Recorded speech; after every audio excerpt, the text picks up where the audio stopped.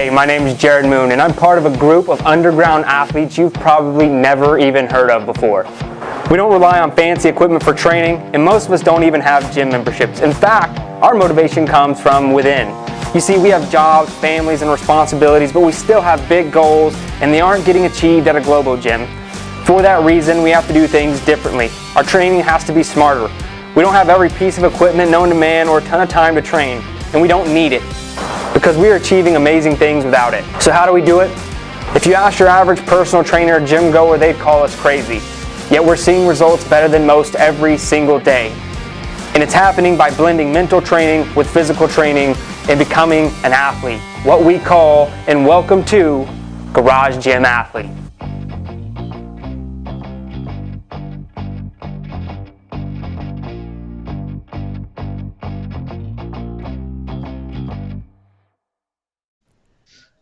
All right, ladies and gentlemen, welcome to the Garage Gym Athlete Podcast. My name is Jared Moon, and with me is Joe Courtney. What's up, Joe?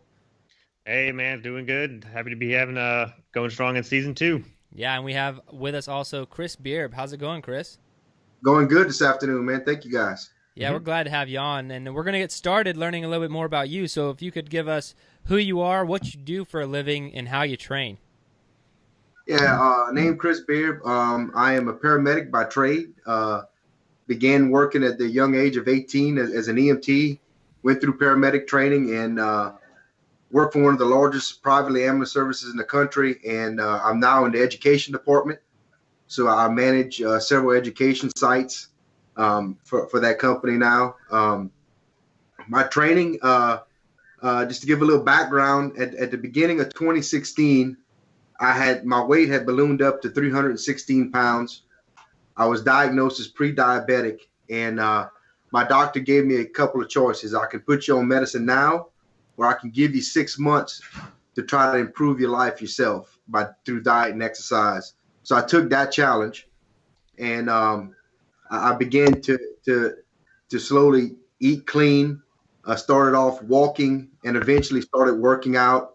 Ended up joining a CrossFit box, a local CrossFit box, and did that for about 6 months. And I think it might have been through Facebook or another advertisement. I don't remember exactly, but I remember seeing something about Garage Gym Athlete, and I was intrigued by that. And so I kind of gave up my subscription to the CrossFit box at December of last year, and started with Garage Gym Athlete last January, I believe, January or February. And I slowly been building my garage gym. Started off with some bumpers and squat rack, and I have a pretty small space to use as my garage gym. I really just have the weights, have kettlebells, some rings. I'm not very good with pull-ups yet, so I use ring rows for that. And my next big thing I want to get is a rower or an Aerodyne. I don't know which one I'm gonna get yet, but that's probably one of my next big purchases that I have coming up. Nice, man. So how have you been piecing together? Are you doing a lot of Craigslist searching? Are you buying from a certain company? Where are you getting your equipment from? I got most of my equipment comes from Fringe Sports. Okay. Bumpers and bars. I found some cast iron plates and a couple of bars at a garage sale that I picked up really, really cheap. So I have the benefit of having 3 different barbells now, which makes it nice for some workouts when it calls for different barbell work at different weights. So I have a really medium grade, I say, bar for the Olympic weights through Fringe Sports, and then a couple of older bars that I use for squatting and deadlifting and stuff like that. And did some stuff through Academy, just buying bits and pieces, but haven't really Craigslist a whole lot. I live in South Louisiana, so there's not a big market like in bigger cities for Craigslist. So I haven't done that yet. Yeah, I was going to ask where you're from. So Louisiana, probably similar when I lived in Dallas, but probably pretty mild winters. Is that right? Yeah, it's been we're a little bit colder than normal right now. The last couple of weeks, we had some very cold temperatures in the lower 20s. This morning was 31. So but for the most part, give an example. Yesterday I kind of did my Friday workout on Thursday because of some logistics today, and yesterday afternoon I was in shorts and a t-shirt because it was 78 degrees, and this morning it was 31. So you have that good contrast from South Louisiana. One day you're wearing shorts, the next day you're wearing pants. So that's just how it goes. Yeah, I got a lot of that in Texas, man. It was always just the ridiculous extremes. Yeah, you could go from a snowstorm one day, and then 2 days later, yeah, you're outside with your shirt off because it's hot and sunny. It's just kind of crazy. That's the nature of living in the southern states. But I take that over the snow, I think. So. Oh yeah. All right, so you kind of gave us the health background on kind of what kick-started your fitness journey more recently, and that's really awesome, and congratulations on making as much progress as you have. And so what kind of made you want to do the garage gym thing over staying at a CrossFit box?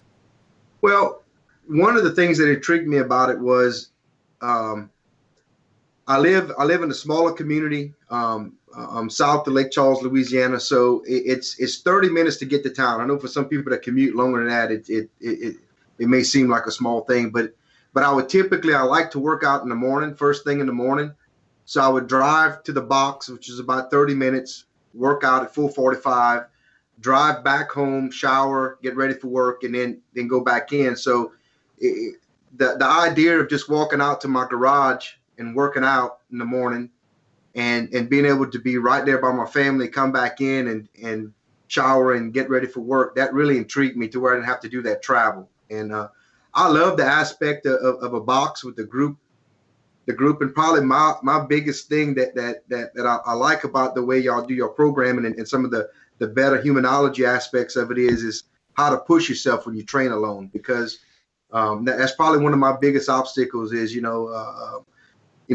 the box, you had other people there to kind of push you, you had coaches to push you. One of my biggest things right now is how do I continue to push myself when I'm working out alone or I'm running. That's probably one of the things I like to do the least is run. And I probably don't push myself hard enough when I run. So I try to use old times or try to hit new markers when I do running intervals or running for distance and something like that. So, but that's probably the part that got me the most was just that idea to be able to work out at home and even pass some of that fitness over to my kids. Like my son will come meet me sometime. My daughter, who's only 9, sometimes she'll come in and kind of jump around and play with some stuff. But to kind of, get them interested in the thing I tell my son is I never want him to get as big as I was. I mean, I lost 90 pounds in over a year, and I never want him to have to go through that struggle of getting that big and having that unfit lifestyle for so long, So don't wait till you're 43, 44 years old to take back your health. Keep it at a young age. So that's another thing why I enjoy working out at home is to have my family involved in it also. Yeah, and they get to see that. So you're setting a great example, man. And what are some of your goals right now? Well, currently I'm on the shred track. I had lost that 90 pounds. I got down to about 226, and I kind of got very stationary, kind of hit that major plateau. And in the beginning of the summer, I'd been having some right shoulder pain, and I went to see a local doctor, a friend, and I had some torn stuff in my rotator cuff, and they didn't do surgery or nothing. We elected to do rehab, so I kind of stayed off of the summer track that y'all did and did some rehab, and I came back and did the first shred cycle, and now I'm doing the second because my weight had kind of got back up. I went from 226 to about 256, and so in the first shred cycle, I got down to about 240.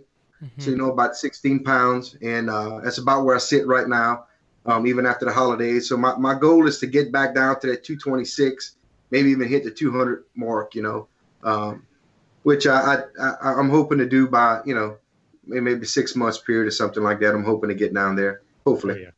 Yeah, awesome, man. And what would you say the biggest, you kind of mentioned training alone, and pushing yourself can be a challenge, but what would you say your biggest struggle, and maybe that's it, what is your biggest struggle in being a garage gym athlete? Probably sometimes maybe the lack of equipment. in that aspect, like when I was at the box, I used to love rowing. So, like some of the stuff where I really don't like running and maybe I should run because I don't like to run, that's kind of a mental thing. But sometimes I'd rather row. So that's one of the things we're looking for is getting a row. But for most of the workouts that we have in Garage Gym Athlete, I have all the equipment I need now, with the exception of maybe a row or something like that. And the biggest aspect of a challenge, I think, is still that pushing and me pushing myself, But I mean, it's a wonderful thing to have that space, If I can't work out in the morning, I can come back in the afternoons and knock it out real quick, not have to worry about making a detour before I go home or something like that. So that's probably my biggest obstacle is mental, as far as pushing myself, and maybe just a little bit lack of equipment sometimes. Yeah, and those are two, pretty common Garage Gym Athlete struggles. And one thing that we kind of try to do periodically in our programming, especially on more like some of the conditioning tracks, is repeating the same workout multiple times. Like we're doing that right now in a few different tracks just to see, because I feel like, and normally I recommend for anyone listening who might want to try something like this, is pick a conditioning workout, running workout, or whatever, and the first week is kind of your baseline. The second week you try and see if you can get better, and most of the time you will, because you didn't really know how to push yourself in the baseline. But the third week is the real money maker right there, because you maybe sandbag the first week. The second week you're like, okay, no, I can beat myself. And then the third week you really have to dig deep, and you're only trying to beat yourself, right? So it's not like some leaderboard or someone else. So that's a great tactic and strategy we try to use to help people push themselves. But in the long run, it can be really, really difficult, man. All right, and how do you like training in your garage? You've transitioned now, and you have some of these struggles with the equipment and stuff, but overall, how do you like it? I love it, man. It's I wake up in the morning. It's a short walk to my garage, and I put my music blaring. I don't bother nobody. I listen to the music I want to listen to, and my neighbors think I'm a bit crazy with some of the workouts, especially like the Iron Mile and stuff like that. Oh yeah. I actually had a local cop that came down our road and asked if I was mentally okay. And I said, yeah, I'm mentally fine. Why? He goes, why are you carrying a barbell with all that weight on your back? And I'm like, I said, it's called the Iron Mile. It's a mental challenge. He goes, are you doing this alone? I said, no, they got people all across the world doing this. We follow this Garage Gym Athlete. I was kind of promoting a little bit. And he goes, well, y'all all crazy. I said, well, thank you. We appreciate that. Have a good day. But, that's the good thing, is just walking out there, being able to listen to the music I want to listen to, and again, involve my family in it. My wife's starting to kind of get on this, wanting to get on a healthy track. She kind of stayed back over this last year while I was doing this, but now she's getting involved, and she wants to start working out. So I can see her kind of getting involved in some of these workouts too. She's starting off slow, but so that's the good aspect. If I like the family atmosphere, and it's right there at my house, and that's what I like the most. Some of my favorite stuff as well. And now I'm going to ask you kind of one of the more fun questions. What's the hardest workout you've ever done? The hardest workout I've ever done. Besides Murph, which obviously just it'd be close. Murph, I'm trying to think. We did probably when I was back at the box, I think maybe Filthy 50. I know they got a couple of different versions of that. It was kind of brutal. But I think Murph, simply because just the running, especially the first mile is not that bad, but the second mile, it's kind of brutal. I'm kind of, our Meet Yourself Saturday is coming up this weekend, what the ruck. I'm kind of interested in doing that tomorrow, because that one looks like it's going to be pretty brutal. To be honest, for me personally, What the Ruck is probably one of the top Meet Yourself Saturday, like challenging wise, because if you notice in the buy-in, right before you start that 3 mile ruck, there's 100 burpees before, after all these other things. Now, the rest of the stuff didn't scare me too much, but when I looked at the 100 burpees, that kind of trying to figure out how you're gonna pace that, because you don't want to start off too fast, because you're gonna die quick, That one's a lot of fun in its own way. Just going for a walk. Yeah. It's just a heavy walk. It's just a 3 mile walk with 35 or 55 pounds on your back, whatever you decide to put, Yeah. I mean, and so in your opinion, what's the best activity for building mental toughness? I'm gonna tell you, for me, is because I don't like cold showers. I like everything warm. The contrast, or just getting. I did the cold, really cold bath after a really bad leg day to try to keep the soreness down. That was just mentally tough. And just the contrast showers. I think that's, to me, because I don't like the cold. I'm a warm natured guy. I don't like cold. I'd rather sit in a nice warm shower or bath than cold. So that, to me, that's something for me that challenges me mentally. Yeah, I'm right there with you. I did one yesterday, and I let out a bit of a yelp about 15 seconds in, just to kind of get through it. Did you just do a cold or contrast? Which one did you do? I just ended it straight up cold. Okay, cool. We had a challenge when it first started getting cold in Louisiana. We have a pool, so I bet the kids who could, I forget what the water temperature was, but it was cold. It was beyond cold, and who could stay in there the longest. And my son actually beat me, but that was all right. He's young, he's only 14, so he can withstand it better than I can, I guess. So that's awesome, man. All right, now if you could only have one piece of equipment to train with for the rest of your life, what would it be? One piece of equipment, I would probably pick the barbell. Obviously with the sort of weights, because you can do so much with the barbell from a variety of things. A barbell, probably second would be a kettlebell, because I think kettlebells, you can do a ton of work with kettlebells also. Those are some good picks. All right, Joe. Oh, yeah, hi. So adding to your garage gym, I think we might have a little idea of what you would pick. But if you had a wish list, what would be at the top of your wish list to add to your gym? Well, first and foremost, obviously, would be the rower. I have kind of a cheaper squat rack or rack. Really don't.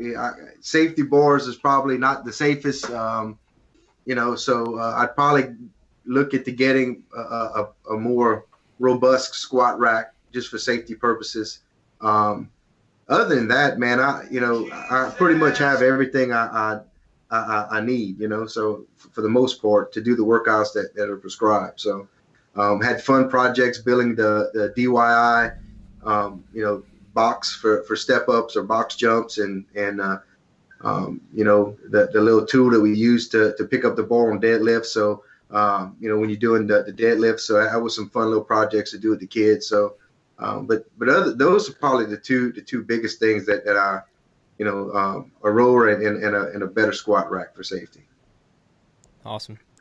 All right, man. A lot of garage gym athletes all around the world listening to this. So if you could give them one piece of advice, your best advice, what would it be for all the garage gym athletes out there? Well, one is for me is to know why you're training.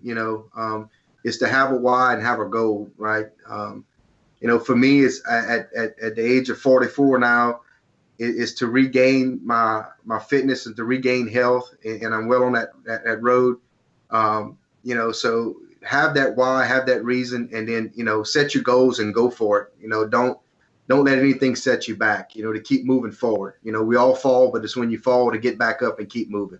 That would be my biggest advice. Different athletes, if you're a baseball player, you train to play baseball. You football, you train to play football.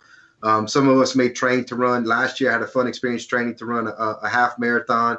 So, you train, specifically for that thing. But right now I don't really have any particular a race or something to do. So right now my goal is to be the fittest I can be, is to be the best version of myself I can be, lose weight, get faster, get stronger.